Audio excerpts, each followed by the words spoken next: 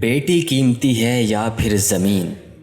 بیٹے کے جواب نے باپ کو لاجواب کر دیا۔ بوڑھے باپ نے اپنے سب بیٹوں کو بلایا۔ سارے بیٹے آس پاس بیٹھ گئے، ایک نظر سب پر ڈالی اور کہنے لگا، میں اپنی زندگی گزار چکا ہوں، اس سے پہلے کہ آنکھیں بند ہو جائیں اپنی جائیداد تم میں تقسیم کر کے جاؤں گا۔ سب کو اچھا خاصا حصہ ملے گا، مگر یہ تمہاری ذمہ داری ہے کہ تم اپنی بہنوں کو مجبور کرو کہ وہ اپنے حق سے دستبردار ہو جائیں، ورنہ کیا ہوگا ابا جان؟ سب سے چھوٹا بیٹا پوچھ بیٹھا۔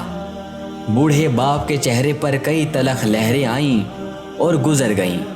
خشک ہونٹوں پر زبان پھیر کر بولا، ورنہ تمہارے باپ کی زمین غیروں میں چلی جائے گی۔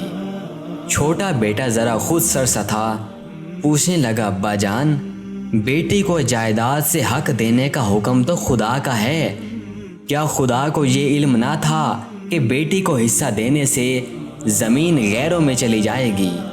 کمرے میں خاموشی چھا گئی۔